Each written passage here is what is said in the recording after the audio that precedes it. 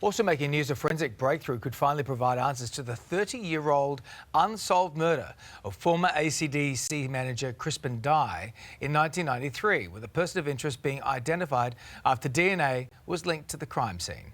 This comes after Dye's jeans and shirt was brought forward for testing for the first time this year. Here to break this all down for us is former police detective Duncan McNabb. Thank you for joining us today, Duncan. Can you just explain how significant this discovery is 30 years after Dye's death? It's a massive discovery. 30 years later, the Special Commission into Gay Hate Crimes, which has been running now for about a year, I think, have actually got the police to forensically examine the exhibits they'd kept Crispin Dye's clothing. This hadn't been done for 30 years, and what they find when they examine the clothing is they find forensic details, hairs, some blood, that sort of stuff, that DNA samples, which should have been done 30 years ago. They also find a couple of notes with telephone numbers in his pocket of the shirt that he was wearing at the time he died. These have never been examined before. So this is a massive breakthrough. It gives us potential suspects for the killing. It says a lot about policing at that time that these weren't examined, particularly, consider this is now considered a gay hate crime. But what about, why was this clothing never examined before? It's like so many of the cases we're seeing in this Special Commission, just failures in basic competent police work day one, and failures too in the reviews that have happened subsequently. These, you never assume the police got it right day one.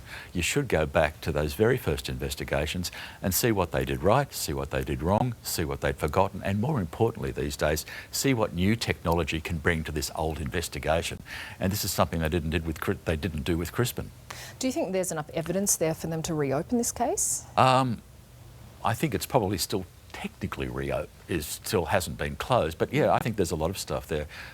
One potential suspect, and I underline potential, has apparently died, but there may be other people involved. I don't think this was a single person crime. I think Crispin was probably murdered by a group of people, and somewhere in that forensic evidence they may have found on the clothing that they've just examined 30 years later, there may be indicators to help police find more suspects, and that's an imperative they need to do fast. But this special inquiry, and you mentioned it then, there was a lot of gay hate bashings and crimes that were happening, that were recorded and not recorded.